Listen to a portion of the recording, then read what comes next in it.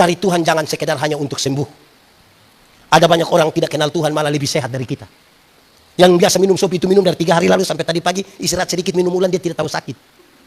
Kita yang mengaku kenal Tuhan duduk dekat kipas angin pulang pilek. Cari Tuhan jangan hanya sekedar untuk kaya. Ada banyak orang yang tidak kenal Tuhan malah lebih kaya dari kita. Itu koruptor, itu kaya-kaya semua. Dorang punya rumah 2, 3, 4, 5 sampai tidak suka tinggal di rumah, dong tinggal di penjara sana. Tapi dong kaya-kaya. Kita yang mengaku kenal Tuhan ini sedikit-sedikit garam habis. Sedikit-sedikit pulsa habis. Mau beli sepatu gereja saya pakai tanya bilang, "Mas, bisa bayar 6 kali kah?" Karena itu Tuhan bilang begini, "Hei, carilah dahulu kerajaan Allah dan kebenarannya." Selah.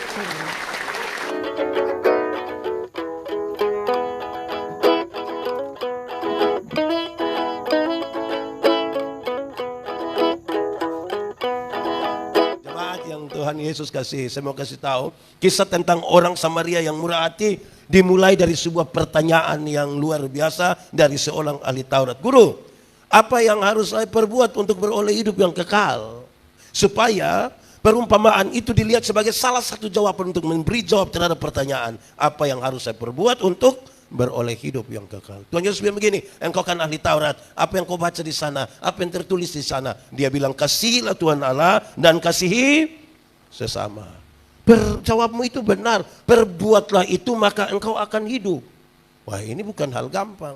Hukum Taurat ada 10, dijabarkan jadi 613 pasal. Masih ada ribuan peraturan hidup setiap hari untuk mengasihi Tuhan, untuk mengasihi sesama. Mungkinkah ada yang bisa melakukan itu dengan baik? Jadi pergilah dan buatlah itu. Wah, ini bukan persoalan gampang ini. Untuk membenarkan dirinya orang ini berkata, "Dan siapakah sesamaku?" Manusia. Tuhan Yesus katakan perumpamaan ini. Adalah seorang turun dari Yerusalem ke Yeriko. Perjalanan ini sudah banyak yang ke Israel. Kok sudah ada kok? Sebanyak kok belum? Ada yang mau pergi lagi? Yang pas perang-perang ini mau pergi sekarang? Oke. Perjalanan Yerusalem Yeriko, perjalanan kira-kira 30 km. Waktu itu berbatu-batu lepas, berbelok-belok ada di 400 meter di bawah permukaan laut. Jadi kalau ada orang kena rampok di situ tidak mungkin ada yang bisa tolong dia, tidak mungkin. Tapi tiba-tiba ada orang datang ke situ. Bukan saja dirampok, dipukul hampir mati. Dalam keadaan hampir mati, sekarat berdarah-darah itu, datanglah seorang imam. Ini imam tolong atau tidak? Ini imam tolong atau tidak? Ini imam orang baik atau tidak ini? Ini imam baik atau tidak ini? Dapat lihat orang susah tapi tidak tolong, ini orang baik atau tidak ini? Makanya saudara tidak mau jadi imam itu kan? Masa kok imam apa ada orang susah tidak tolong? Tapi saya mau kasih tahu saudara, jangan buru-buru bilang itu orang tidak baik. Imam di bait Allah itu banyak. Ada yang ditabiskan jadi imam, itu tidak melayani seumur hidup. Karena antriannya panjang sekali untuk pelayanan. Anggaplah saudara imam itu. Anggaplah saudara imam itu. Apalagi kalau dia sentuh darah dari orang itu najis. Tidak boleh pelayanan ini. Saya mau tanya, kalau saudara imam itu mau pergi pelayanan di gereja, ada orang terluka di situ butuh pertolongan. Kalau saudara imam, tolong atau tidak? Tolong atau pelayanan? Tolong apa? Tolong itu orang, bisa, amin. Kalau pendeta Yandi ya tergantung siapa yang dirampok. Kalau dia janda muda, pasti saya tolong, pasti. Saya yakin saya tolong, pasti. Tapi kalau dia nenek-nenek, mungkin saya akan bilang nenek, jangan-jangan ini maksud Tuhan juga ya. Tapi saudara kan tolong toh, saudara tolong toh, bisa toh. Mantap, tepuk tangan dulu bagi yang mau jadi Samaria. Setelah orang itu, imam itu, datanglah orang Lewi. Itu orang Lewi tolong atau tidak? Itu orang Lewi tolong atau tidak? Ini orang Lewi orang baik atau tidak ini? Orang baik atau tidak?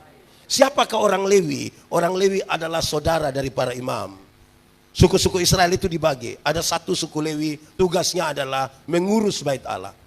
Aktivitas rohani orang-orang Israel itu sangat tinggi. Dan karena itu bait Allah harus diatur dengan baik.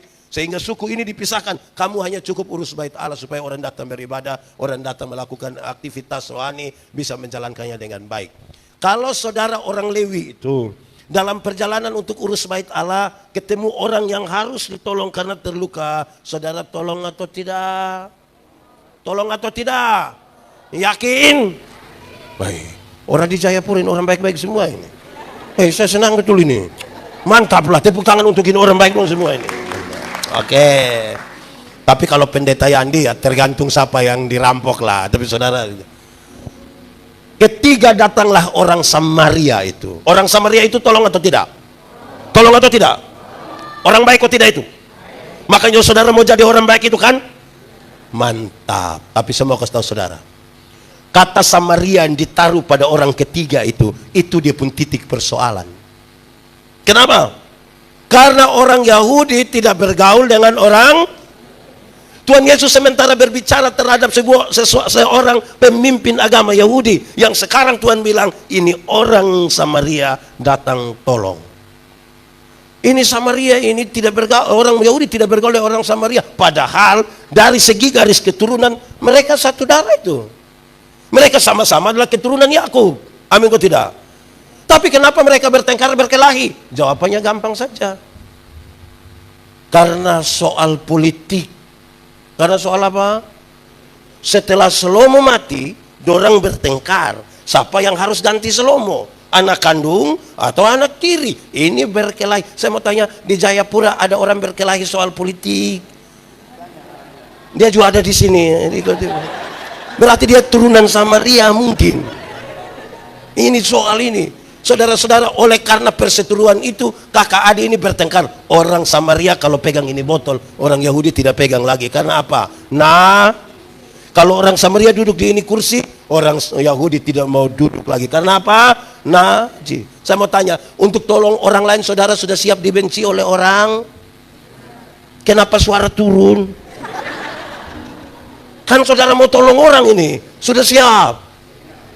Saudara-saudara, dorang bertengkar, berkelahi tidak terlalu lama. Waktu Tuhan Yesus kasih tahu ini perumpamaan, dorang baru bertengkar kira-kira 700 tahun. Cepat Di Jayapura sini ada kakak adik bertengkar, berkelahi. Yang dia punya adik bilang 7 turunan saya tidak kenal engkau, itu ada itu kalimat. Pernah dengar itu kalimat? Pernah dengar itu kalimat? Atau sendiri omong?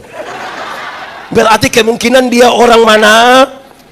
Oh, Samaria. Baik, sekarang jemaat. Di sini tidak ada jemaat. Ini tinggal kursi-kursi saja ini. Oke, kita mulai. Jemaat. Ada 7 hal yang dilakukan oleh orang Samaria ini. Saudara kan mau jadi orang Samaria, hitung-hitung jadi kok tidak dalam kaitan dengan nanti kita lihat tema sebentar dan prosesi Natal ini. Ada berapa hal tadi? Berapa hal? 1. Orang Samaria itu membersihkan luka-luka orang itu dengan anggur. Dengan apa? Alkohol yang ada pada anggur itu diharapkan dapat membersihkan itu luka-luka, virus-virus don dimatikan semua. Rupa-rupanya ini orang Samaria jalan di mana-mana dia bawa. Di Jayapura sini ada yang kemana-mana bawa anggur. Ada kok? Itu pak kok ibu yang biasa dalam begitu. Rupa-rupanya yang bawa anggur itu dia turunan. Oh mantap, berarti di Jayapura banyak ini yang turunan Samaria. Dia dia membersihkan luka-luka orang itu dengan. Kedua, setelah luka-luka itu bersih, dia oles luka-luka orang itu dengan apa? Kemungkinan besar itu minyak zaitun. Salah satu fungsi terbaik dari minyak zaitun adalah menyembuhkan luka. Untuk 2 pekerjaan ini, bersihkan dengan alkohol dan taruh minyak. Bisa? Yang tadi mau jadi Samaria bisa. Mantap. Untuk 2 pekerjaan ini kan butuh sedikit hati-hati toh. Pasti bilang tahan sedikit om, tahan sedikit. Kan begitu. Tidak mungkin dia bilang makanya engkau jangan, tidak mungkin dia bilang begitu. Mantap toh. Pertama tadi apa? Pertama apa? Yang kedua apa? Oke, yang ketiga, dia balut luka-luka orang itu dengan kain. Bisa? Mantap. Oke, sudah 3. 1 tadi apa? 2 apa? Yang ketiga apa? Oke, sekarang mulai. Yang keempat, dia muat orang itu di atas keledai tunggangannya. Dia muat orang itu di atas. Saya mau tanya, jemaat. Dulu sudah ada Otto. Dulu sudah ada kok belum? Innova sudah ada? Avanza? Grab? Jadi orang jalan di mana-mana naik apa? Naik apa? Keledai atau unta. Berarti keledai itu adalah alat transportasi waktu itu. Betul? Pendeta Yandi renungkan ini berulang-ulang sambil bertanya. Ini Pendeta Yandi kalau dia bawa mobil di Kupang, ketemu orang mau ditolong, pasti Pendeta Yandi tolong. Kalau dia celaka, pasti tolong.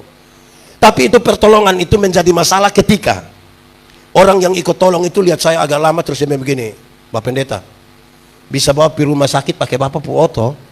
Wih, itu saya pikiran itu, saya rasa berat. Saya mau tanya kita dulu, jemaat. Kalau saudara ada oto ketemu orang yang terluka di pinggir jalan, minta tolong bawa pergi rumah sakit, saudara mau? Yang tadi mau Samaria dong itu. Kalau ada oto ketemu orang terluka di pinggir jalan, mau bawa pergi rumah sakit, saudara mau? Mau? Saya kasih tahu saudara, yang paling banyak bilang mau itu karena dia belum ada oto. Ya. Kalau dia sudah ada oto berat, Bapak berat. Apalagi sudah cuci bersih-bersih, dia punya keset disikat, istri naik juga lepas sendal. Apalagi orang yang kita tidak kenal ada bisa muat, bisa. Sudah ada oto di rumah. Wih, berat juga Ya, tapi saudara mau tetap jadi orang Samaria, amin kok. Mantap. Itu sudah berapa? 1 apa? 2, 3, 4. Yang kelima, Alkitab bilang, dia bawa orang itu ke rumah penginapan. Dia bawa orang itu ke, tadi dia ada terluka di situ, bawa dia Pisus Bel situ bisa, atau ke Horizon bisa. Yang tadi mau jadi Samaria dong bisa. Saya lihat saudara mulai ragu-ragu dengan keputusan untuk jadi Samaria. Bisa kok? Woi bisa, woi mantap. Bawa dia ke rumah penginapan, mantap. Coba sebut 1 tadi apa? 2, 3, 4, 5. Rumah penginapan. 6. Alkitab mencatat, bukan saja bawa ke rumah penginapan, dia merawat orang itu. Bukan saja taruh, tapi apa? Merawat. Sama-sama. Jemaat, bisa? Kalau merawat orang sakit, di sini sudah ada yang pernah rawat orang sakit? Masak bubur bisa? Siap air hangat bisa? Ketuk pintu terus bilang, Om, masih hidup? Bisa tanya? Bisa begitu? Bisa? Aman kok? Oke, sudah 6. 1 apa tadi? 2, 3, 4, 5, 6. Merawat. 7. Dia ambil uang 2 dinar. Berapa dinar? Dia berikan kepada pemilik penginapan itu. Jemaat cuma mati semuanya. Jemaat, dulu orang kerja 1 hari dibayar 1 dinar. Kerja 1 hari dibayar, berarti 2 dinar adalah upah kerja selama. Jemaat, uang kerja 2 hari bisa kasih orang susah. Yang kita pun uang dinas 2 hari bisa titip kasih orang susah, bisa? Bisa? Yang jawab bisa itu kan ini anak sekolah dong toh. Yang tidak ada uang, yang ini dong, ini tidak ada uang. Saudara, kita jangankan kasih orang miskin, yang kasih di Tuhan saya kita pikiran. Ada orang yang tanggung persembahan datang dia hanya begini. Baik, sudah 7. Saya mau kasih tahu saudara, satu tadi apa tadi? 2, 3, 4, 5, 6, 7. Oke, saya mau kasih tahu saudara, siapakah orang Samaria itu? Saudara biar mau kemanapun, saudara tidak akan pernah jadi orang Samaria. Biar saudara rindu seperti apapun, tidak akan jadi. Orang Samaria itu bukan pendeta Yandi, bukan pendeta Indra, bukan siapapun. Orang Samaria itu ialah Tuhan Yesus Kristus. Orang Samaria itu siapa? Orang Samaria itu siapa? Saudara, Yesus Kristus itu datang dari Yerusalem ke Yeriko. Bicara Yerusalem, Yeriko dalam konteks Palestina, mereka tahu Yerusalem adalah kota kudus. Yerusalem, makanya kita menyanyi, oh Yerusalem, kota mulia, apa, hatiku rindu ke sana. Sekali lagi, oh Yerusalem, kota hatiku rindu ke sana. Tak lama lagi Tuhan datang. Tak lama lagi Tuhanku datanglah, bawa saya masuk sana. Tak lama lagi Tuhanku datanglah, bawa saya masuk sana. Dia dari Yerusalem kota kudus ke Yeriko kota terkutuk. Yeriko kota, ini adalah sebuah metafora, sebuah gambaran Tuhan Yesus datang dari surga yang kekal ke dalam dunia yang penuh rawa payah. Perjalanannya itu perjalanan susah sengsara, via dolo. Coba kita korek-korek sedikit kisah Natal. Jemaat, tidak ada lagi jemaat. Jemaat, berita Natal, lihat rajamu datang. Kabar baik atau kabar buruk? Saudara yakin? Betul-betul yakin? Amin. Oke, kita uji. Karena saudara yakin ini kabar baik toh, kita uji. Maria sudah menikah dengan Yusuf atau belum? Sudah kok belum? Belum. Maria sudah menikah atau belum? Oke. Pertanyaannya, coba cari satu anak nona yang belum menikah, terus kasih tahu dia, Nona, nanti engkau akan hamil sebelum nikah. Itu kabar mantap kok. Mantap kok. Dia baru bertunangan dengan Yusuf. Tradisi pertunangan Yahudi adalah yang laki-laki sudah datang dengan keluarga, ketemu keluarga perempuan. Mereka sudah sah suami istri, belum boleh tinggal sama-sama. Yang laki-laki pulang ke rumahnya, ke kampungnya, siap semua. Kurang lebih 1 tahun kemudian baru yang laki-laki ini datang. Biasanya pada waktu malam, tapi tidak dikasih tahu dia pun jam berapa. Sepanjang masa penantian itu, perempuan ini tidak boleh melakukan kesalahan sekecil pun. Justru pada waktu itulah Maria hamil. Aman? Aman? Hendaklah engkau jaga-jaga.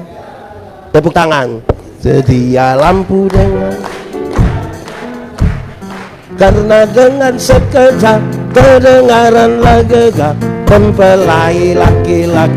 Ulang sekali lagi, hendaklah engkau jaga-jagalah. Sedia lampu dengan minyaknya, karena dengan sekejap kedengaranlah gegap mempelai laki-laki. Dia tidak kasih tahu, dan sekarang dia datang. Perempuan ini lagi hamil. Aman? Kan tadi saudara bilang kabar baik ini. Saya lanjut. Kalau Yusuf tidak akui, maka Maria disebut bersinah. Amin. Kalau dia bersinah, hukum Yahudi tentang persinahan adalah dia harus dilempar dengan batu sampai aman. Aman kok. Kok tadi bilang ini kabar mantap ini. Saya lanjut sedikit. Yusuf sudah terima kan. Sekarang mereka harus pergi karena ada sensus penduduk. Mereka harus pergi ke kampung mereka masing-masing untuk mendaftarkan diri. Keluarlah Yusuf dan Maria, keluar dari Nazaret ke Bethlehem. Kira-kira 100 km perjalanan. Berapa ratus kilometer? Itu sama kayak dari Jayapura ke mana? Oke, Oke, saya mau tanya ibu-ibu. Di sini tidak ada ibu-ibu. Ini anak SD dong ini, ibu. Ibu-ibu, Kalau hamil besar baru jalan dari sini ke Genyem itu kabar baik, Ibu. Aman kok, itu kabar mantap kok. Kok tadi kan saudara bilang ini kabar mantap ini. Aman kok. Dulu sudah ada oto. Jadi jalan 100 km orang naik apa? Oke, jalan naik keledai itu sama kayak naik Innova. Dia tergoyang-tergoyang kok tidak? Tergoyang kan? Sekarang coba tanya, ibu-ibu yang pernah hamil, kalau jalan hamil terus begini-begini, itu kabar baik, Ibu. Bukankah waktu turun sampai tempat itu kaki sudah bengkak-bengkak semua? Oke, jemaat. Perjalanan 100 km itu bukan perjalanan pelan-pelan. Itu sebuah perjalanan yang harus cepat. Pendeta, kenapa itu perjalanan mesti cepat? Ada dua alasan. Yang pertama, Maria sementara hamil besar. Orang juga takut kalau sebentar melahirkan di pinggir jalan. Tapi yang kedua, kalau orang segera mendaftarkan diri di sana sebelum Maria melahirkan, maka hanya ada dua orang yang didaftarkan, yaitu siapa dan siapa? Yusuf dan. Tapi kalau sebelum daftar Yesus sudah dilahirkan, maka pendaftaran jadi berapa?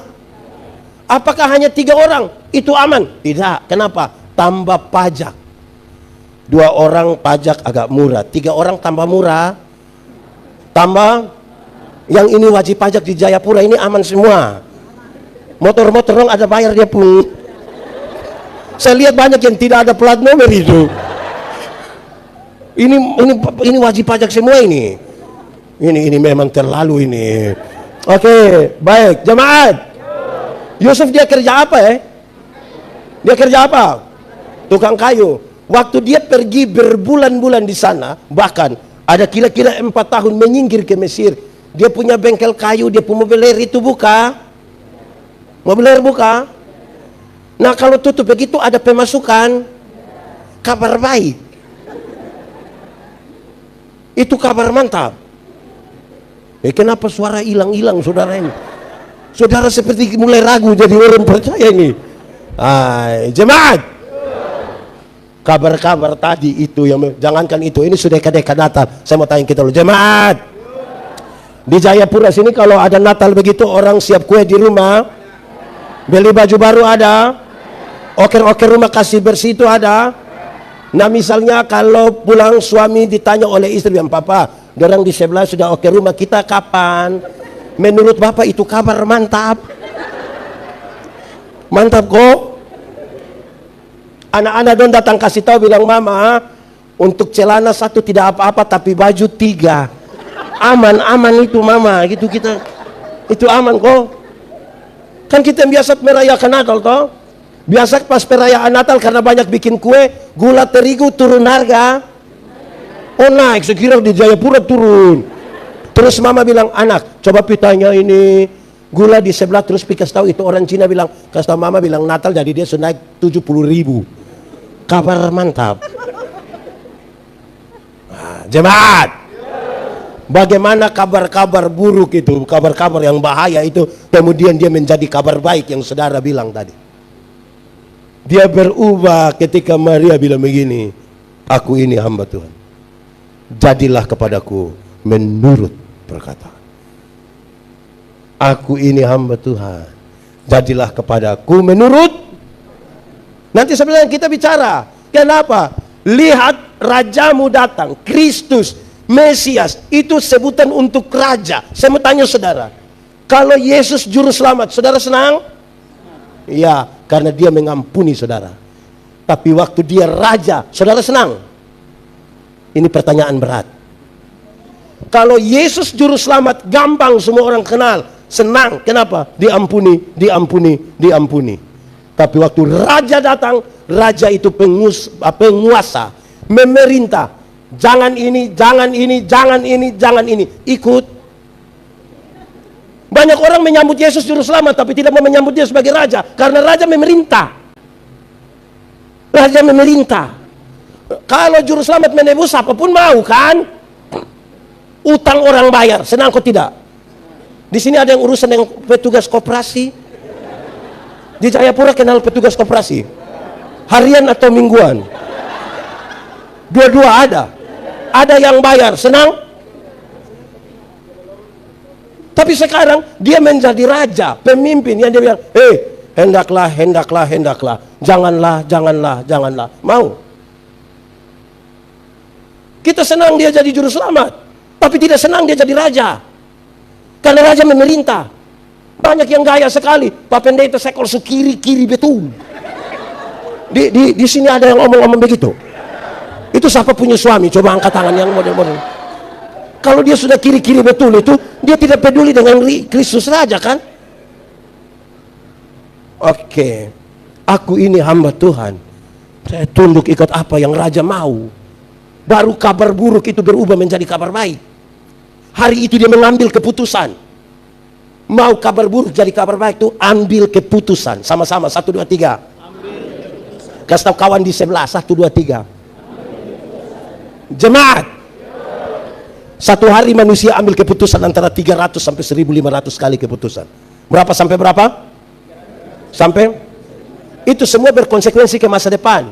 Bangun tidur, mau turun tempat tidur atau tarik tambahkan panas, itu keputusan. Bangun tidur, mau berdoa dulu atau foto, itu juga keputusan. Betul kok tidak? Betul kok tidak? Ini kenapa suami itu, istri itu kan ambil keputusan toh. Tidak mungkin saudara bilang, pendeta, saya betul-betul tidak tahu apa-apa. Saya tidur-tidur begini, sadar ibu di sebelah. Kan tidak mungkin. Saudara ambil keputusan. Keputusan. Amin kok? Nah, saudara lihat. Orang Samaria itu siapa? Orang Samaria itu siapa? Tuhan Yesus jalan dalam perjalanan Yerusalem, Yeriko. Di situ dia ketemu dengan orang yang dirampok sehabis-habisnya, dipukul hampir mati dan berdarah-darah, yang telah ditinggalkan oleh imam dan orang Lewi. Siapakah orang yang dirampok itu? Mulai paham sekarang kita. Siapakah orang yang dirampok? Orang yang dirampok itu adalah pendeta Yandi. Orang yang dirampok itu adalah kita semua. Kita ini orang yang Tuhan Yesus temukan dalam perjalanan Yerusalem, Yeriko, yang hampir mati di sana.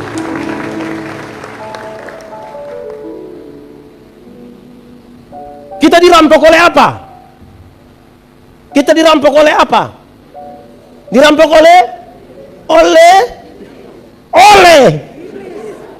jangan cepat-cepat bilang iblis. Kadang-kadang iblis tidak tahu apa-apa. Kita saja yang bawa-bawa dia. Ada anekdot bilang begini, satu saat iblis minta ketemu Tuhan. Tuhan, yo ketemu dulu. Bagaimana? Saya mau berhenti dari iblis lah. Kenapa lu mau berhenti? Manusia sudah ambil saya pun pekerjaan semua. Kenapa kau bilang begitu? Tuhan Yesus, yang korupsi itu manusia. Itu korupsi juga dong, tidak bagi Tuhan di saya. Tapi orang bilang itu saya pun pekerjaan. Tuhan Yesus, yang selingkuh itu manusia. Waktu orang berjanji mau pergi puncak apa sih itu lagi? Yang Jayapura City itu. Yang dong pi malam-malam dong tidak ajak saya. Tapi orang bilang itu siapa pun pekerjaan. Tuhan, lebih baik saya berhenti sah. Kasih ini pekerjaan di dong sudah biar. Jemaat. Kita dirampok oleh kerakusan kita. Kita dirampok oleh egoisme kita. Jemaat. Waktu Hawa mau petik itu apa? Waktu dia mau petik itu barang, Tuhan lihat kok tidak? Lihat kok tidak? Nah, kenapa tidak pukul lepuk tangan? Coba. Ada lihat kok tidak? Ada lihat kok tidak? Kenapa tidak pukul lepuk tangan? Hawa tahu bahwa itu salah kok tidak? Tahu kok tidak? Nah kenapa kok? Kenapa? Jadi jangan cepat-cepat juga bilang iblis. Kita ini kadang-kadang bahaya kan? Jemaat. Dalam kondisi sukar sulit itu tidak ada orang bisa tolong kita. Imam juga tidak bisa. Orang Lewi juga tidak bisa. Pendeta Yandi bisa, tidak bisa. Pak Pendeta Indra bisa, tidak bisa. Ketua Sinode bisa, tidak bisa. Saya punya pernyataan satu yang beberapa orang tidak suka, tapi saya omong terus ke saya punya. Saya bilang begini, jemaat. Masuk surga itu seperti PWC. tidak bisa diwakilkan.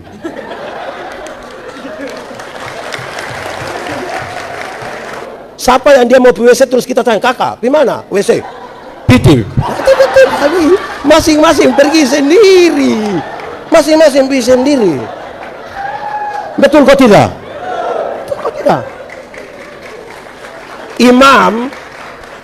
Imam dengan orang Lewi itu penunjuk jalan sama-sama. Orang tanya, Bapak, WC di mana? Itu. Terus terima kasih Bapak. Pas dia mau jalan dia, awas anjing oh. Awas oh. Kan dia pun tugas begitu. Hei, awas, jangan. Siapa yang pergi? Sendiri tuh. Kita dirampok hampir mati situ. Tuhan Yesus tolong kita di situ. Oleh bilur-bilurnya kita menjadi sembuh. Raja mana yang sudah di tahta yang paling tinggi turun sampai melakukan berapa hal tadi? Ada raja di ini dunia yang model begitu? Tidak ada.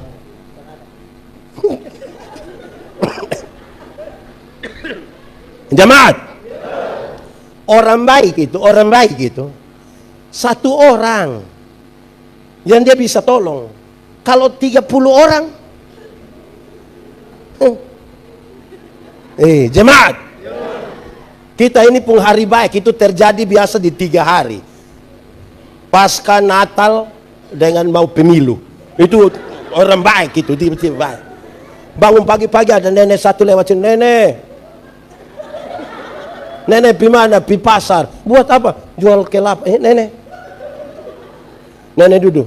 Nenek minum apa? Terserah ibu, terserah ibu. Nenek bilang, teh, kopi, bir, atau wine. Nenek bilang, sudah saya bir saja. Kita kasih bir, nenek minum 2 botol, terus kita ambil uang. Nenek, hari baik jadi ini bayar uang kelapa, hari baik jadi ada beras sedikit, gula, kopi, minyak goreng. Terus kita tanya, nenek tinggal di mana? Nenek sebut 5 km dari sini. 5 km di mana? Ke pelabuhan. Ya. Terus kita tanya, nenek pulang dengan apa? Jalan kaki. Jangan. Grab. Nenek pulang dengan Grab. 3 hari kemudian itu nenek datang kembali. Suami yang lihat, suami bilang, Mama, kenapa? Kau pun nenek ada datang. Itu baru 1 nenek. Apalagi 30 nenek. Saudara bisa jadi orang Samaria di itu 30 nenek. Bisa. Jadi manusia jangan bilang dia mau bisa.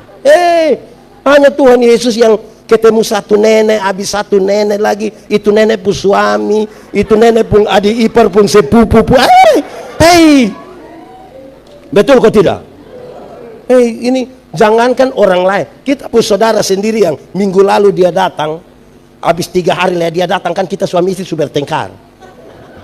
Ini yang datang lupung keluarga semua. Jadi ini babi ini kita pelihara untuk lupung keluarga saja. Kan itu dia pun di Jayapura pernah terjadi begitu. Pernah juga. Itu baru 1 keluarga. Kok ke mana nenek? Oke. Orang yang dirampok itu siapa? Kita sudah. Kamu juga yang baju hijau di luar itu kamu. Kamu juga itu yang dirampok hampir mati. Kamu ini. Terus setelah Tuhan sembuhkan kita di situ, raja ini sembuhkan kita di situ. Dia bawa kita ke rumah penginapan. Dia bawa kita ke mana? Ke mana? Apakah rumah penginapan itu? Rumah penginapan itu ialah gereja Tuhan. Rumah penginapan itu ialah. Jadi orang-orang yang Tuhan sudah selamatkan, dia titip di mana? Titip di gereja. Tapi banyak orang bangun lari dari rumah penginapan. Betul kok tidak? Wih, ada jemaat ini yang dia gereja 1 tahun itu 2 kali. Natal 1 kali, Paskah 1 kali. Makanya dia punya nama jemaat Napas. Natal dan karena Natal 1 kali, Paskah 1 kali, dia punya singkatan tambah panjang. Napas 1-1. Kalau napas satu-satu itu tiba-tiba ingat sembayang Bapak. Di Jayapura juga ada yang begitu. Itu yang fam apa dorang mama yang iya. Hai. Pemalas mati tapi Tuhan titip di rumah gereja ini. Jemaat. Ada orang yang seumur hidup itu dia ikut ibadah mungkin 3 sampai 4 5 kali saja. Pertama waktu anak baptis. Kedua anak CD. 3 anak nikah.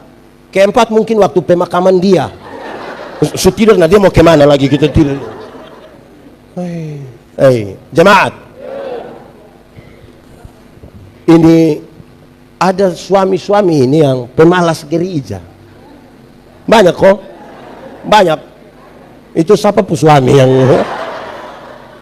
waktu masih pacaran dia jemput terus ini anak nona kok mau datang di gereja. Sudah nikah dia tidak datang lagi. Jadi pendeta tanya Bapak, kenapa waktu pacaran ada rajin kok antar itu nona? So nikah begini tidak? Dia bilang pendeta, waktu pendeta kasih nikah saya dengan ibu, itu kami dua telah menjadi satu. Jadi ibu kalau sudah pisah sama dengan saya sudah, aduh. Tapi ini ibu-ibu dong, ini justru sama saja. Ini ibu-ibu dong ini.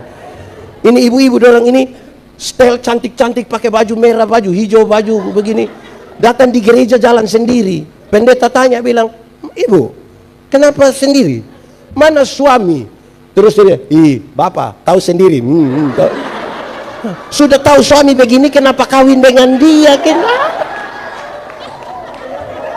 Di sini ada yang dia pun suami ada.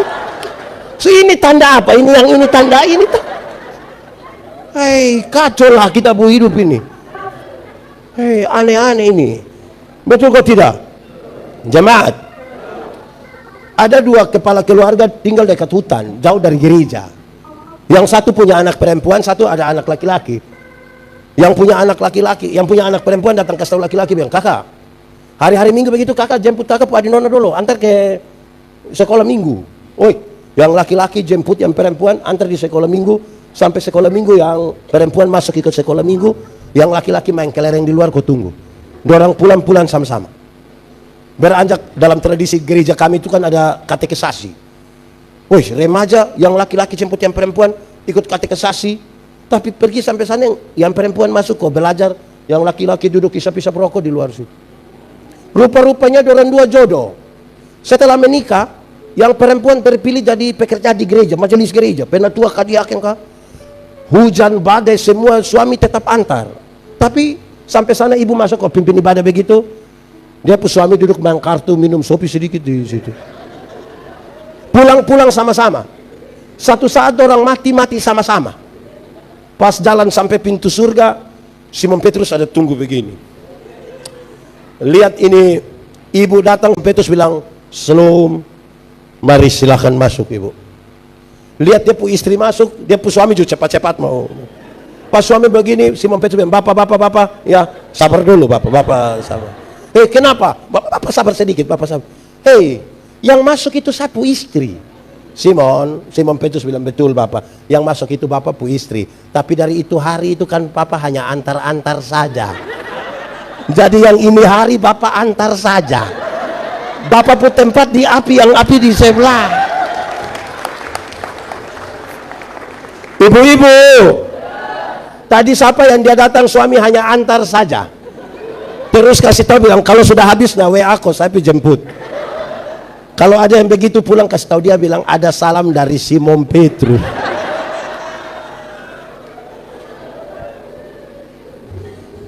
Jemaat, rajin-rajin sedikit pergi gereja kok. Bisa kok? Karena Tuhan selamatkan kita dalam perjalanan Yerusalem Yeriko itu, dia titip kita di mana? Ada yang sudah rajin gereja, tapi ini hari gereja di GKI, besok di GK apa di sini? GP, lusa di GBI, tula di Pentakosta ini tuh. Ini orang dia hanya kerja terputer-terputer. Nanti dia mati baru kita pusing, tidak tahu ini orang dia gereja di mana. Di Jayapura sini ada yang begitu. Kalau dia sudah begitu pasti yang salah pendeta sudah. Pendeta orang tidak tahu mau layani orang dong kok tidak. Coba diam-diam di itu gereja dulu, diam-diam di situ. Ibu-ibu, Ada yang urus bunga hias di rumah, kok bunga bagus-bagus itu. Ada kok tidak? Oh ya, jangan urus bunga pepaya saja, lihat bunga apa. Ada bunga yang bagus-bagus dong, itu ada. Nah, itu bunga yang bagus-bagus dong itu, Ibu. Saya mau kasih tahu. Kalau tiap minggu kita kasih pindah dia pot, minggu depan dia mati. Kalau ini minggu di pot ini, lusa di pot itu, tula di pot itu, tinggal 2 minggu dia sudah selesai. Kita harus tetap mau bertumbuh itu di mana? Nah, jemaat, waktu Tuhan Yesus titip kita di situ, dia titip kosong-kosong? Tidak. Dia ambil uang berapa dinar? Artinya ada 2 kali lipat yang dia kasih. Dia bilang begini, pendeta, urus sebaik-baiknya dia. Jika nanti engkau belanjakan lebih, aku akan menggantikannya ketika aku kembali. Dia pun pesan bilang begini, gereja yang mengurus sehabis-habisnya, jemaat yang Tuhan titipkan kepadanya, gereja itu diberkati. Tapi kalau gereja tidak mengurus sehabis-habisnya, orang-orang yang Tuhan titipkan di situ, gereja itu tidak diberkati. Pendeta, tidak diberkati bagaimana? Kami punya uang kas ini ratusan juta. Iya, nanti tiap hari dorang bakal lagi gara-gara itu uang kas. Karena pusing di uang bukan di jiwa. Jemaat, ada satu waktu Tuhan Yesus pergi ke Gerasa. Dia kasih tinggal satu euforia besar, oleh karena baru kasih makan 5.000 orang. Dia kasih tinggal, dia pergi ke Gerasa hanya untuk ketemu dengan satu orang yang kerasukan legion. Roh jahat kira-kira 6.000. Berapa ribu? Kita pun teman gereja yang satu roh jahat, dia punya otak, kita pusing. Ini 6.000. 6.000. Di gereja sini ada yang roh jahat, ada 1-2 dia. Itu kita pusing. Ini 6.000. Itu orang bukan saja jahat untuk orang lain, bagi diri sendiri juga dia jahat. Pukul-pukul dia pu diri. Wih, bagi beberapa orang dong pasti bilang manusia begitu lebih baik mati. Tapi Tuhan Yesus bilang tidak. Pas Tuhan Yesus turun begini, roh jahat itu bilang, "Hei Yesus anak Allah, apa urusanmu dengan kami?" Rupa-rupanya roh jahat juga kenal nama Yesus. Berarti kalau kita baru kenal nama Yesus, kita belum lebih hebat dari roh jahat. Kan roh jahat itu tahu.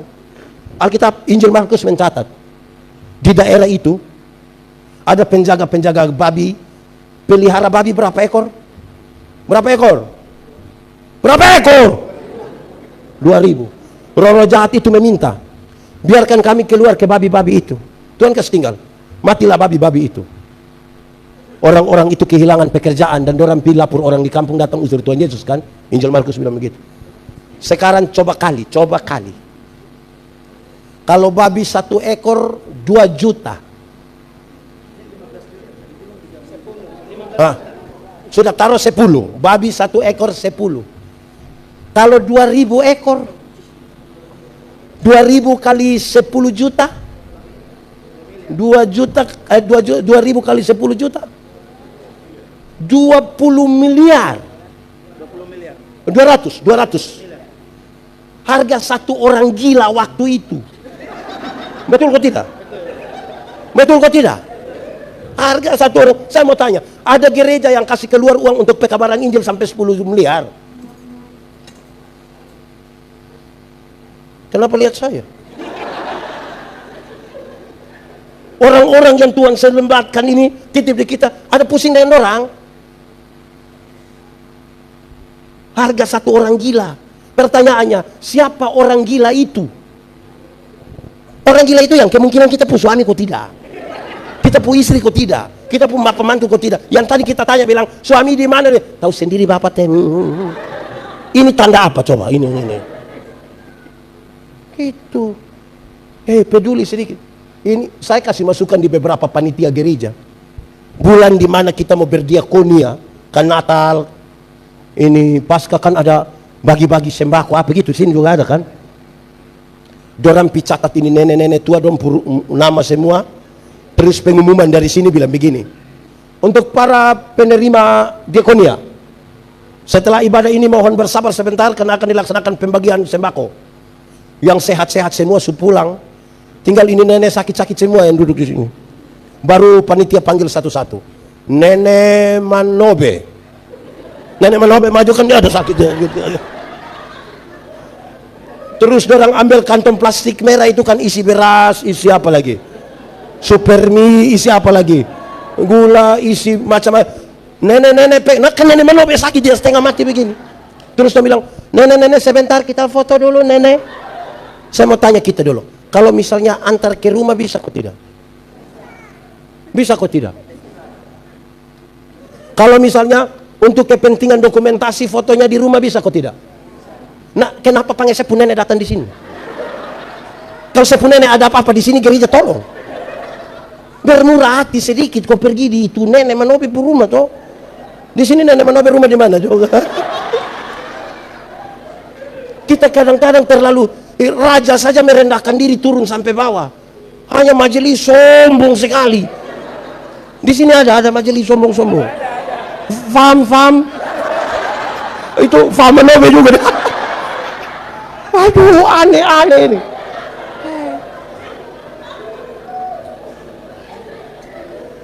Saudara, makanya saya waktu renungkan, lihat rajamu datang. Hei, ini raja pun cara datang ini. Hei, ini dia baru RT sombong. Kadang-kadang dia pun istri juga ikut sombong. Yang RT dia pun suami tapi suruh panggil dia mama RT ya. Di sini ada yang ada. Bapak tua RT kok tidak? Aduh. Yang kepala sekolah dia punya suami tapi suruh panggil dia mama kepsek. Lama-lama dia tanda tangan rapor kau bikin kacau gitu. Stop lah, tidak, stop sombong-sombong itu. Tuhan yang raja di atas segala raja saja dia tunduk ya. Ini dia raja kecil anak saja gaya minta ampun. Hei, di Jayapura sini ada yang begitu kok, yang jabatan kecil anak tapi dia rasa dunia dia pun nenek moyang pun semua. Tunggu sedikit. Baik, jemaat. Saudara lihat, saya ada tambah waktu sedikit boleh toh? Itu untuk kamu yang hijau juga teh. Kamu ini yang camat kampung baik tapi kampung sombong ini lebih dari kamu. Kamu stop ya. Jemaat. Setelah hal-hal itu, Tuhan Yesus balik lihat kepada itu ahli Taurat. Dia bilang, menurut pendapatmu, siapa sesama manusia dari 3 orang? Siapa? Dari orang yang dirampok sehabis-habis. Itu pertanyaan, itu jawaban gampang. Gampang sekali. Kok itu orang juga jawab gampang toh? Tapi itu pertanyaan itu yang menjungkir balikan cara berpikir ahli Taurat ini. Kenapa? Saudara, ahli Taurat itu kan orang Yahudi. Saya mau kasih tahu, mama ini ada umur berapa, Ma? 5. Orang Yahudi pun anak umur 5 tahun hafal 10 hukum Taurat. Umur 5 tahun. Bukan kayak kita, kok besok mau nikah dulu bertanya yang hukum ke-6 apa dulu. Dalam 5 tahun hafal. Umur 10 tahun hafal 613 bab penjabaran dari hukum Taurat. Umur 12 tahun mau 13 tahun menjadi anak Taurat, yang mereka hafal itu mereka lakukan. Itu orang biasa, apalagi para imam, apalagi pemimpin agama. Bagi mereka, apalagi ada pernyataan keselamatan datang dari Yahudi. Maka bagi orang ahli Taurat dan orang-orang Yahudi waktu itu, dengan melakukan perbuatan-perbuatan baik itu, lurus-lurus mereka masuk surga. Mereka tidak butuh lagi orang Samaria itu. Bagi dorang, dengan melakukan kebaikan, bisa ini, bisa itu, bisa surga lurus. Masih pentingkah itu orang Samaria bagi orang-orang yang begini? Orang Samaria itu. Maka Tuhan Yesus tanya, siapa sesama manusia dari itu yang tidak ada pilihan lain selain dia bilang orang Samaria itu. Jemaat, saya mau kasih tahu kita. Itu pertanyaan untuk mengukur. Seberapa jauh engkau berjalan bersama-sama dengan dia yang engkau akui dia sebagai raja. Engkau akan menyembah Tuhan sebagai raja. Dia raja. Engkau adalah hamba. Berapa kali engkau tiap hari bicara tentang Tuhan, belum tentu tiap hari hidup sebagai anak-anak Tuhan. Pendeta Yandi ini pun jadwal terlalu banyak. Apakah dia sebagai anak Tuhan? Belum tentu. Dia bisa jadi aktivis rohani saja. Ada orang yang dia terlalu banyak hadir di ibadah, maha hadir. Senin hadir, Selasa hadir, Rabu hadir, semua dia hadir habis. Tapi apakah dia menempatkan diri sebagai anak Tuhan? Belum tentu. Belum tentu. Contoh-contoh ringan saja. Saya suka contoh-contoh.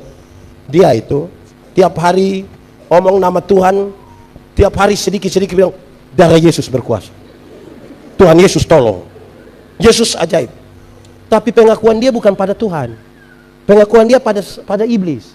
Jalan malam-malam kau lihat pohon beringin satu tak goyang, dia bilang, Pak, itu. Wih, dari dulu, itu pohon. Di Jayapura juga ada yang begitu. Yang lihat pohon beringin tak goyang, setan ada di situ, itu ada. Padahal tiap hari sebut nama Tuhan ini. Ada yang tiap hari sebut nama Tuhan, melayani keliling dunia. Sakit sedikit, pasti tetangga yang bikin. Suanggi, tetangga yang, Pak, itu nenek itu. Kalau dia sumakan sirip pinang, kau, nah kok itu nenek penerima diakonia. Yang tadi dia tak goyang begini, dia mau suanggi siapa? Kita di sini juga ada yang begitu. Mengaku anak Tuhan, tapi mulut mengaku Tuhan, sikap bukan pengakuan pada Tuhan. Ini Pendeta Yandi jalan-jalan, orang telepon, pendeta, yo, di mana? Di jalan ini. Singgah dulu di rumah sakit. Kenapa? Bayi kah, nenek kah, kakak kah, istri kah ada sakit. Oke. Pas kita sampai dia bilang, pendeta ada datang, jadi diam kok, kita doa dulu. Diam, kita doa dulu. Pendeta doa habis. Langsung dia bilang, pendeta, ini obat. Nah kalau itu obat sebegini, saya doa supaya kenapa? Jadi kita doa itu hanya sekedar ngomong-ngomong saja. Pengakuan kita pada obat, pada orang dan bukan pada Tuhan. Lalu saudara bilang, lihat, raja datang. Raja berkuasa memerintah. Tapi kita pengakuan tidak padanya. Nah, saudara lihat. Ini orang Yahudi ini, Tuhan Yesus tanya, dia mau ukur biar begini. Seberapa jauh engkau berjalan dengan Tuhan? Saya mau kasih tahu. Pakai tua pentia, semakin dia berjalan jauh dengan Tuhan, dia semakin menemukan bahwa dirinya bukan siapa-siapa. Bukan siapa-siapa. Saya pakai contoh. Jemaat, pernah ke pantai? Pantai mana? Pergi dengan siapa? Pergi dengan siapa? Ampi buat apa di itu pantai? Tidak ada air di rumah, jadi kau mandi di pantai. Kita kalau pergi ke pantai, air kan hanya sampai betis kan? Karena air hanya sampai betis, pergi rame-rame macam itu, anak kecilong itu, kita bisa tendang air. Karena hanya di pinggir. Betul kok tidak? Di pinggir pantai kita bisa foto-foto. Foto saya dulu. Pinggir pantai. Coba masuk 500 meter ke dalam. Perahu sudah mau tenggelam, baru bilang, perahu sudah mau tenggelam, foto saya dulu. Foto. Yang gaya-gaya itu dia perjalan-jalan di mana? Pinggir. Belum jalan jauh. Baru di mana? Di Jayapura sini ada yang begitu. Saudara lihat, di Kupang itu ada satu simpai pelat, bukan simpai, dia Dan Empat, dia pun nama apa? Yang kempo-kempo dong itu. Dan Empat itu dia jalan diam-diam saya begini. Yang 2 minggu lalu baru pernah latihan, ini dia jalan begini, Bapak. Tiang listrik juga. Pernah jalan kaki kok tidak? Kemana? Kemana coba? Kemana? Oke. Orang jalan kaki bisa, tapi jaraknya dekat. Karena jarak dekat, kekuatan full ada pada kita. Orang tidak butuh, Tuhan pun mungkin kita tidak butuh. Karena kekuatan full ada pada kita. Ibu-ibu bisa pakai high heels tinggi begini, haken itu tinggi begitu. Dan kekuatan, tapi jaraknya dekat. Coba jalan lebih jauh. Naik ojek, pernah? Kemana? Naik ojek, baru itu ojek lari dari sini ke pelabuhan, dia gas kencang, pasti yang di belakang akan korek itu yang bawa motor bilang, adik, ya pelan sedikit. Kenapa? Mama pun dada tidak bisa. Terus ini anak ojek bilang, tidak bisa mama. Kenapa? Mama hanya bayar 5.000. 5.000 kenapa? 5.000 tidak pakai rem mama. 10.000 dulu baru rem ada. Tapi poinnya jelas, makin jauh berjalan, kita mulai ada rasa takut. Yang gaya-gaya itu baru jalan di mana? Pinggir, belum jauh. Lebih jauh lagi, naik bis. Pernah naik bis? Coba sebut satu tempat yang dia pun jalan bolak belok begini, ada juga di sini, di mana? Di mana? Jerman. Kalau pernah naik duduk di depan, di samping sopir pernah. Pernah kok tidak pas belok-belok sopir belum injak rem, kamu yang angkat kaki injak begini. Makin jauh berjalan kita bukan sapa-sapa. Yang gaya-gaya itu baru jalan belum jalan jauh. Lebih jauh lagi, naik kapal laut. Pernah? Kapal feri pernah? Kamu pi mana? Kamu ini pi mana? Bukan urus sekolah mah jalan-jalan. Pernah? Jemaat. Pendeta Yandi pernah melayani di satu pulau kecil di NTT, Pulau Sabu namanya. Itu pulau dari Ibu Mama Gembala pun pulau. Itu Laut Sabu itu, biar kita pintar berenang 100 km juga, tenggelam di situ jago hilang. Tidak ada jago. Musim timur itu musim yang paling berat. Kalau kita pulang naik ketemu itu musim timur, maju tidak, mondor tidak. Kalau orang tahu ada pendeta di situ dan datang dan bilang, Bapak, ya kita ibadah. Di darat tidak ibadah, Bapak. Di laut ibadah, Bapak. Yang gaya-gaya itu hanya bermain di mana? Jalan belum jauh. Kalau kita ibadah di Laut Sabu, yang menarik itu pada waktu persembahan. Di waktu persembahan, itu kita tidak pakai ini tanggung orang ini. Kita tidak pakai ini, tidak pakai. Pertama karena memang tidak ada toh. Kapal mana yang siap kasih kita ini? Tidak ada. Yang kedua karena itu tidak ada maka kita pakai dos. Tahu dos? Besar-besar itu tahu. Kamu juga bisa masuk di itu dos. Pakai itu dos. Itu menarik. Pas persembahan kok itu dos bawa datang. Pas sampai sini isi tangan begini dapat berapa saja semua langsung masuk di dos. Tidak lewat otak. Dia beda kalau ibadah di darat. Beda kok tidak? Beda, termasuk yang sebentar. Itu beda jauh. Beda. Kita ibadah di darat itu, kalau kita ibadah di darat, petugas persembahan itu datang, kita isi tangan di dalam saku begini. Macam kayak agak lama. Sudah lama lagi kita mata kayak putar 2-3 kali begini. Itu mata macam kayak ada firasat begitu. Terus kita ambil ini persembahan, kita isi begini. Yang petugas sudah lewat baru kita kaget. Aduh, kenapa? Saya isi yang merah tadi. Jemaat. Ada yang biasa hari Minggu datang gereja dia singgah di kios. Itu dia singgah buat apa? Tukar uang. Itu dia tukar kas besar. Hai kita ini yang gaya-gaya itu bermain di mana?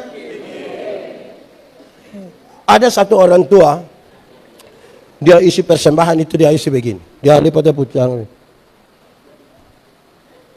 Pas dia isi saya bilang, Bapak, kenapa isi persembahan sampai taruh tangan begitu? Dia bilang, pendeta, kalau tangan kanan memberi, tangan kiri tidak boleh tahu. Saya bilang, betul. Tapi saya tahu. Dia bilang, pendeta tahu apa? 1000. Kalau 100.000 tidak mungkin begitu, tidak mungkin. Kalau 100.000 jangan sampai dia isi begini. Sudah begini lah pakai sengaja batuk lagi.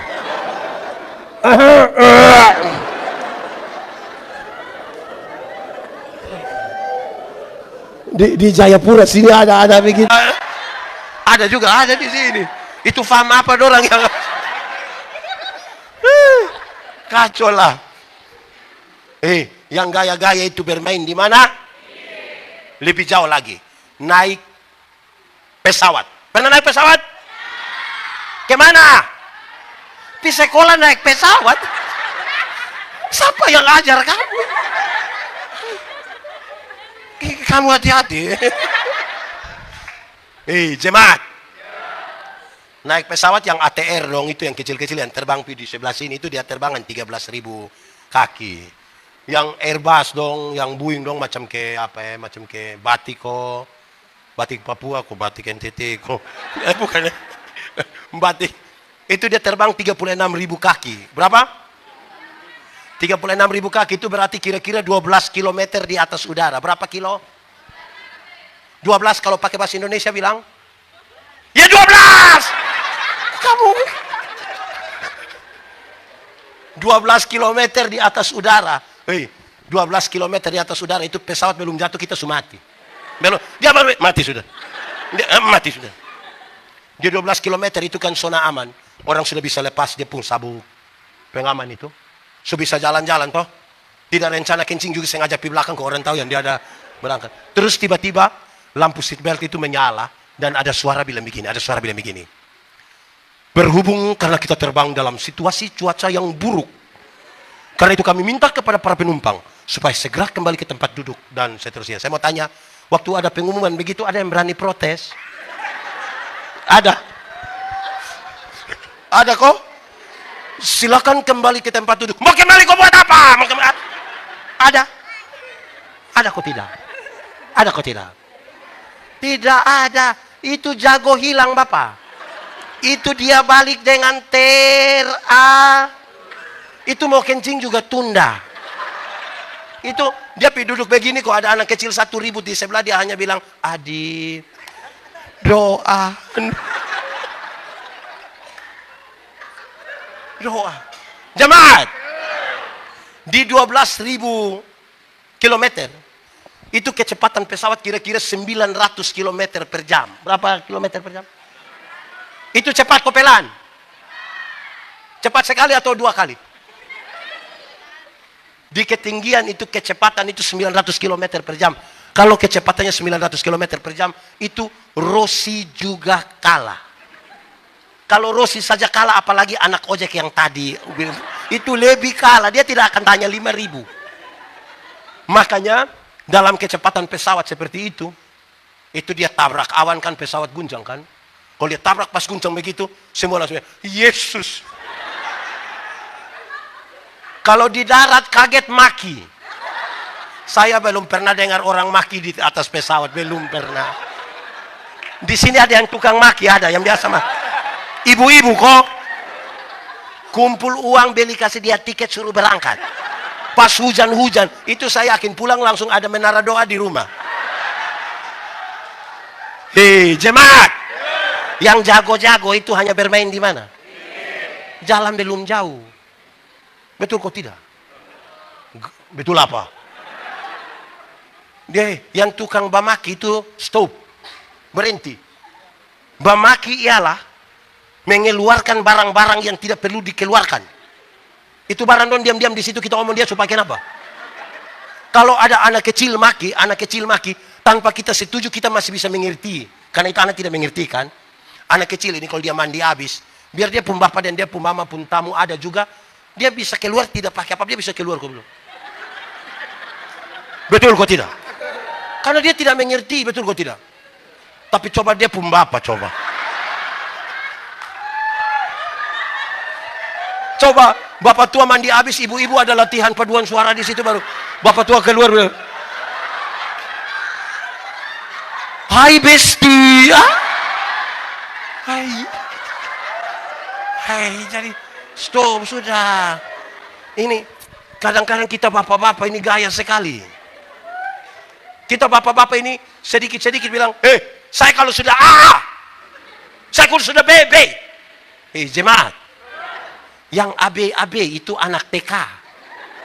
Coba pilih, tahu TK aku tidak? Coba pagi-pagi itu TK dengar itu anak dong hafal huruf. Dan dia bilang, BA dibaca.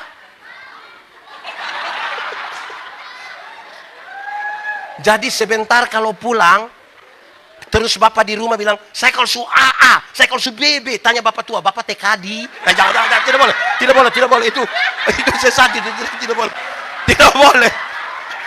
boleh itu. Begitu. Lihat rajamu, saudara. Kalau kita belajar kisah, tema nasional itu bicara tentang kemuliaan bagi Allah di mana? Damai sejahtera di. Saya mau bicara dua hal di sini. Satu, surga lebih baik atau dunia lebih baik? Yakin? Yakin sekali atau yakin saja? Berarti surga lebih baik dari dunia. Amin. Kalau begitu siapa mau pergi sekarang? Ini anak dong ini. Kamu mau tinggal di tempat baik atau tidak baik? Mau pergi sekarang?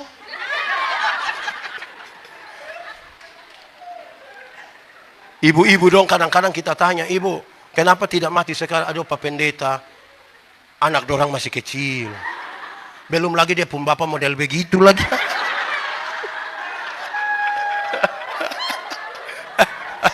Jawabannya adalah belum waktu Tuhan. Sama-sama, 1, 2, 3.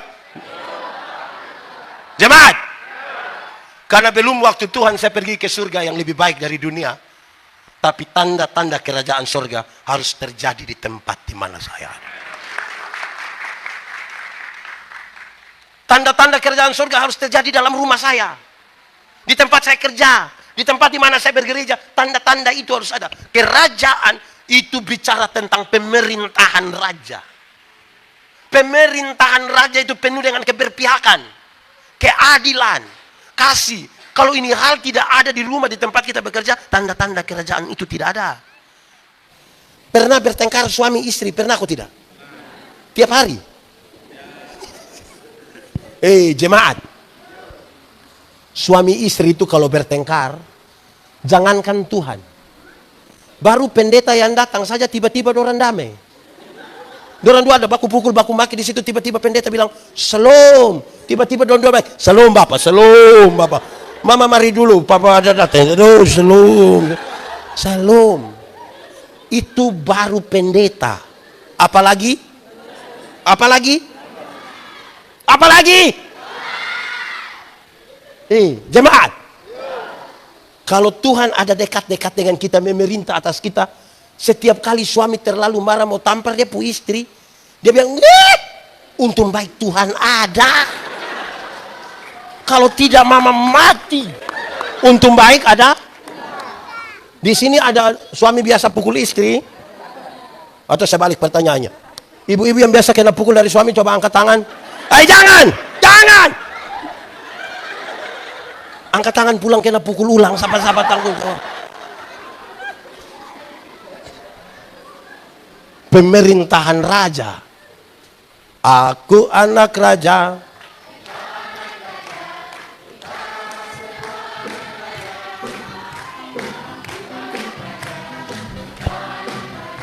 Kita tangan.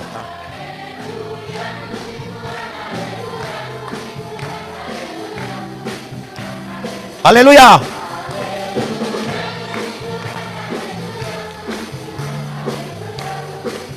Haleluya. Kan menyanyi su bagus toh? Tapi tanda-tanda kerajaan itu ada kok tidak? Jemaat. 430 tahun bangsa Israel ada di Mesir. Waktu mereka mau pergi ke Kanaan, butuh berapa tahun? Berapa tahun? Sebenarnya tidak harus sampai 40. Tetapi kenapa Tuhan biarkan mereka berputar begitu lama? Jawabannya, untuk merubah pola berpikir mereka seperti seorang budak menjadi anak raja. Mental budak menjadi mental raja. Mental budak itu kemana Pak Pendeta? Mental budak itu, kalau dia kerja komandor jaga, dia rajin sekali. Kadang-kadang tambah makan puji. Tapi mandor pulang, dia bikin pengucapan syukur. Itu mental budak. Orang mental budak tidak visioner. Maka Tuhan bilang, orang-orang bermental budak, kalau hanya pikiran tentang makanan dalam kuali, dia tidak bisa urus itu susu dan madu yang ada di Kanaan untuk menjadi berkat dari bangsa-bangsa. Tidak mungkin. Rubah dulu mental budak jadi mental raja. Makanya kita menyanyi, aku anak raja.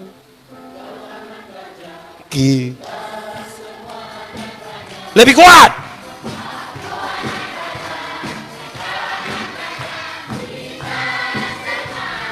Haleluya.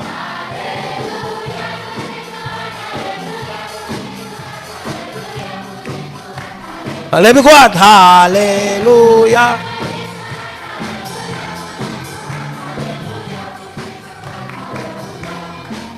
Jemaat. Di mana itu?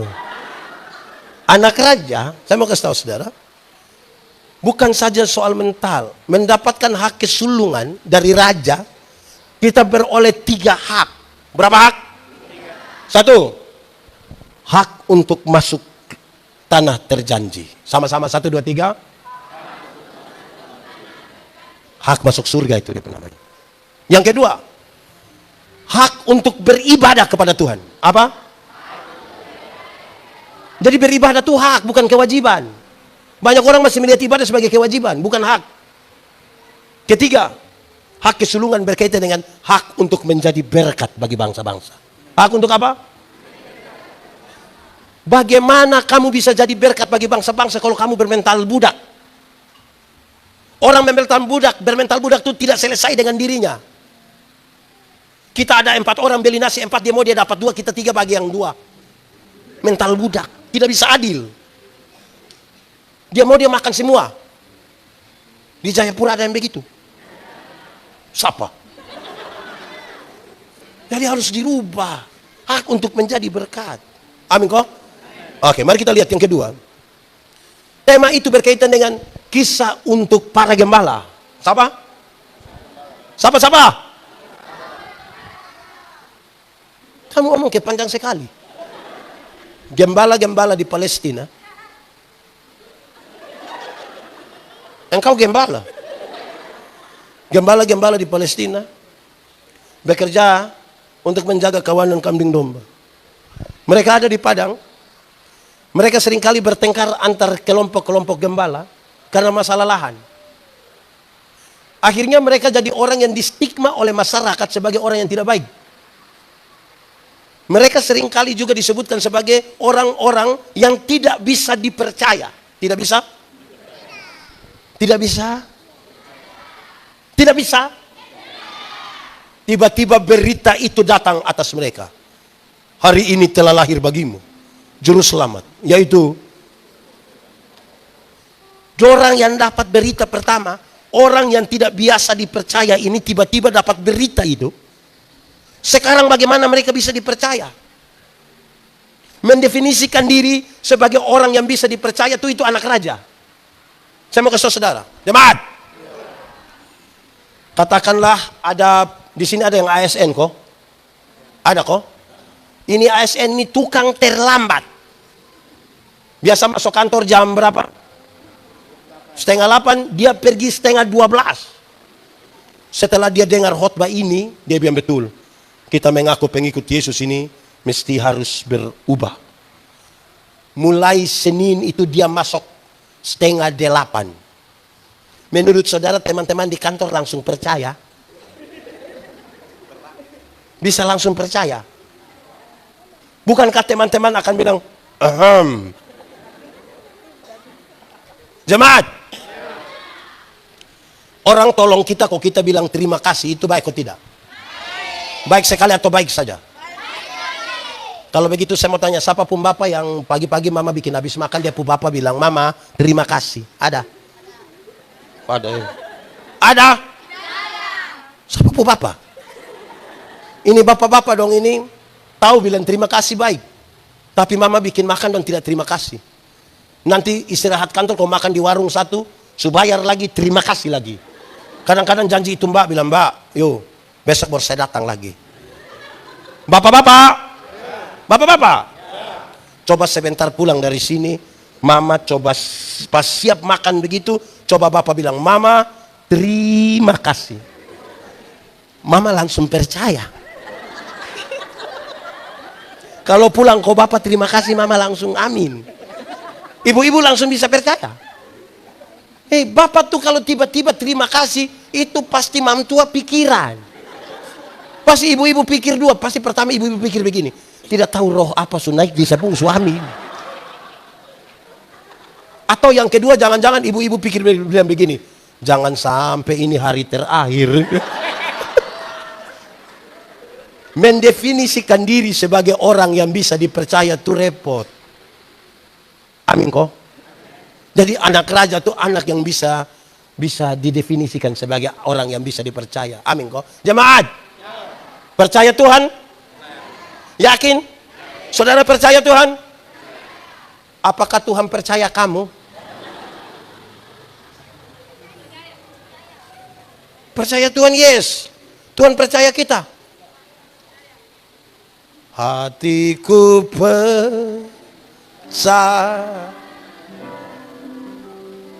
Hatiku percaya.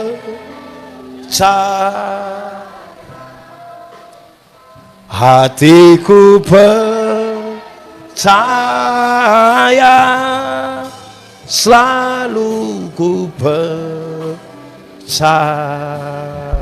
Kenapa? Waktu kita mati, kita meninggalkan apa yang menjadi cara pandang orang tentang kita. Stigma. Contoh Pendeta Yandi mati, orang bilang, pendeta yang kepala botak itu. Yang lucu-lucu itu. Ada orang baik dia mati, aduh itu bapak terlalu baik. Oh itu orang terlalu baik. Nah bayangkan kalau selama hidup kita biasa bungkus-bungkus makanan di pesta. Waktu kita mati orang bilang apa coba? Oh itu ibu yang biasa bungkus-bungkus makanan. Aduh, di sini ada ibu-ibu bungkus makanan. Jadi definisikan kita pun diri itu sebagai orang yang benar begitu toh. Lihat rajamu datang. Atau pakai logat-logat Alor, logat-logat Papua sedikit. Raja sudah datang jadi? Raja sudah datang jadi? Ya toh. Raja sudah datang kok belum? Sudah toh. Jadi. Raja sudah datang jadi? Nah, itu harus jadi pertanyaan buat kita. Natal. Bertengkar dengan suami, istri. Tidak pernah lihat orang tua. Orang tua hidup, orang tidak pernah urus. Tidak pernah kirim beras sedikit. Orang tua mati baru dia bawa babi besar satu. Itu juga utang. Jangan. Orang tua punya rumah miring-miring. Orang tidak pernah bantu ke seluruh sedikit. Orang tua mati baru dia pengkuburan pakai keramik. Pakai gambar Yesus lagi baru tulis Immanuel.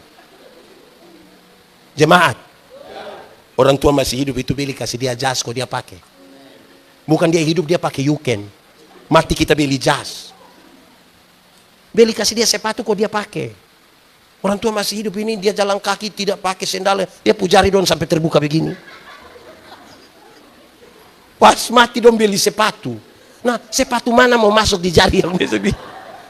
Akhirnya tidak bisa kasih masuk dong. Kasih duduk sebegini.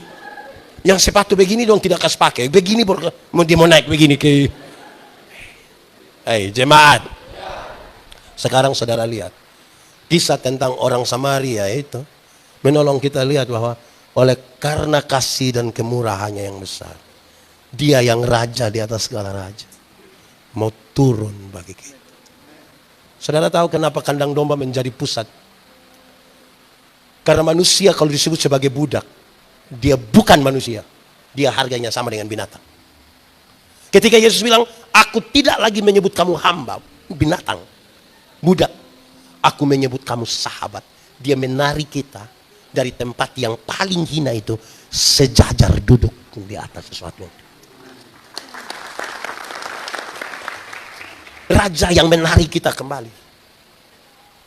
Untuk menjadi orang-orang yang kembali kepada hakikat yang sungguh. Saya suka tanya orang yang begini. Ada anak sekolah minggu tanya saya bilang, pendeta, kalau manusia mati, itu jelas. Masuk surga atau masuk surga atau?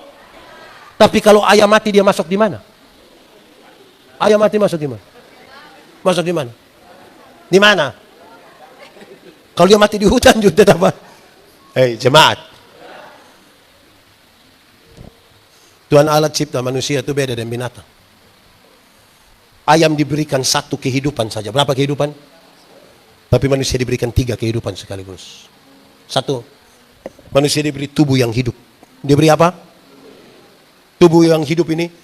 Dulu kita pemberat badan hanya 37. Sekarang 73. Karena tubuh kita hidup. Dulu kita pakai celana nomor 27 tidak ada masalah karena perut rata. Sekarang perut macam ada 3. 1 di sini. 1. Itu tubuh hidup. Kalau begitu kita belum beda dengan ayam. Kedua, ini tidak ada di ayam. manusia diberikan jiwa yang hidup. Diberikan apa? Jiwa yang hidup itu manusia diberi akal dan perasaan. Perjumpaan antara akal dan perasaan membentuk karakter manusia. Ayam itu ada otak tapi tidak pakai otak. Makanya tidak ada sekolah ayam. Ayam itu ada hati, betul atau tidak? Dia punya nama? Hati ayam. Tapi ayam tidak pakai perasaan. Makanya ayam tidak pernah bilang cinta. Yang ketiga, manusia diberi roh yang hidup. Diberi apa? Roh itu yang menghubungkan manusia berdosa ini dengan Tuhan Allah. Roh itu yang membuat manusia gelisah kalau dia tidak berdoa pada Tuhan. Roh itu yang mendorong manusia mencari Tuhan. Tubuh yang hidup, jiwa yang hidup, roh yang hidup, berhenti di situ. Tidak, tambah lagi. Gambar dan rupa ku berikan kepadamu. Gambar dan rupa itu artinya apa? Hakikat Tuhan Allah yang kekal dan kudus dikasih pada manusia. Tubuh hidup, jiwa hidup, roh hidup, kesempurnaan Allah diberikan kepada manusia. Baru dia bilang begini, manusia, dunia ini kuberikan kepadamu. Dunia mau baik tergantung Anda, dunia mau rusak pun tergantung Anda. Tambah satu kalimat, bahkan setan-setan pun harus tunduk pada manusia. Karena otoritas itu Tuhan kasih pada kita. Sekarang saya tanya, kita takut setan atau setan takut kita? Kita takut setan atau setan takut kita? Atau kita dan setan bakas takut? Banyak orang bilang setan takut kita, padahal dia takut setan. Apa yang membuat manusia bukan setan yang takut dia, tapi dia yang takut setan? D-O-S-A. Dibaca? Dosa di Taman Eden itu pengertian ringan. Dosa ialah usaha manusia melangkah melewati batas. Dosa. Tuhan bilang, seluruh tanaman dalam taman ini boleh kau makan, yang itu tidak boleh. Waktu dia mau melangkah melewati batas itu, namanya dosa. Manusia ini suka melangkah melewati batas. Su bilang jangan, dia bilang barang dunia kita yang atur lah. Bila perlu surga juga kita atur. Begitu. Nah, waktu manusia jatuh dalam dosa, tubuh jiwa roh sudah rusak ini, tidak bisa ditebus dengan ayam. Karena ayam hanya punya satu kehidupan. Bagaimana barang yang satu kehidupan menebus kita yang tiga kehidupan? Dicarilah seorang yang punya tubuh jiwa roh, tapi dia tidak berdosa. Adakah di antara manusia? Makanya Tuhan berkenan menjadi manusia. Punya tubuh, punya jiwa, punya roh. Berdosa atau tidak? Kan dia tidak berdosa itu, maka kejahatan dosa kita ditimpakan kepadanya. Manusia yang tadi yang berdosa, dikembalikan. Karena itu jemaat, cari Tuhan jangan sekedar hanya untuk sembuh. Ada banyak orang tidak kenal Tuhan malah lebih sehat dari kita. Yang biasa minum sop itu minum dari 3 hari lalu sampai tadi pagi, istirahat sedikit minum ulang dia tidak tahu sakit. Kita yang mengaku kenal Tuhan duduk dekat kipas angin pulang pilek. Cari Tuhan jangan hanya sekedar untuk kaya. Ada banyak orang yang tidak kenal Tuhan malah lebih kaya dari kita. Itu koruptor, itu kaya-kaya semua. Dorang punya rumah 2, 3, 4, 5 sampai tidak suka tinggal di rumah, dong tinggal di penjara sana. Tapi dong kaya-kaya. Kita yang mengaku kenal Tuhan ini sedikit-sedikit garam habis. Sedikit-sedikit pulsa habis. Mau beli sepatu gereja saya pakai tanya bilang, "Mas, bisa bayar 6 kali kah?" Karena itu Tuhan bilang begini, hei, carilah dahulu kerajaan Allah dan kebenarannya. Selamat dulu, baru yang lain itu di kekayaan, kehormatan di jabatan di umur panjang di istri di.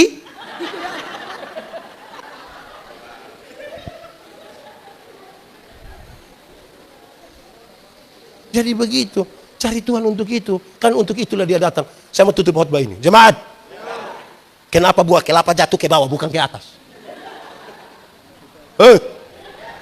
Kamu sekolah? Oh, saya kira libur. Kenapa buah kelapa jatuh ke bawah bukan ke atas? Karena apa coba? Lu ngomong jangan hanya ketunjuk begini. Enggak ya? Itu jawaban kalau ujian betul. Tapi ada hal yang lebih penting. Kenapa buah kelapa jatuh ke bawah bukan ke atas?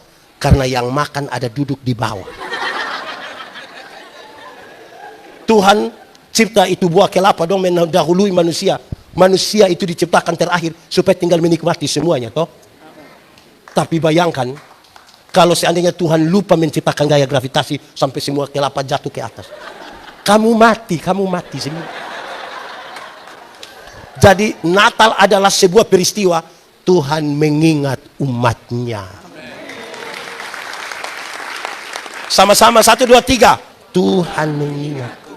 Kasih tahu kawan di sebelah 1, 2, 3.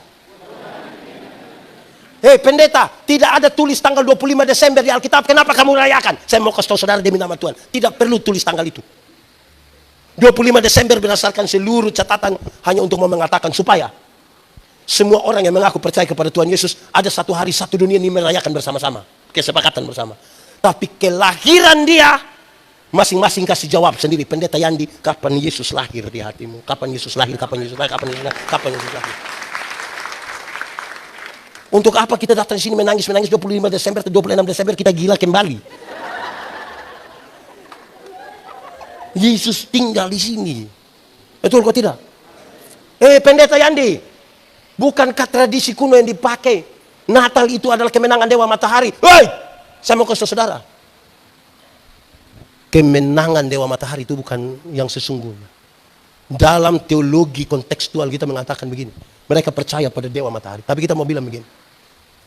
Terang yang sesungguhnya telah datang ke dunia. Terang itu bukan matahari. Terang yang sesungguhnya itu bukan bulan.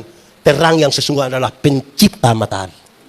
Matahari, bulan dan bintang-bintang akan berlalu, tapi kasihnya tidak akan berlalu. Dan saudara tahu, supaya apa? Supaya mereka yang tinggal di dalam kegelapan. Kegelapan dalam Alkitab berarti mereka yang tinggal di dalam dosa. Keluar dari kegelapan. Masuk ke dalam terangnya yang ajaib. Makanya kita ada bakar ini, lilin ini sebagai terang.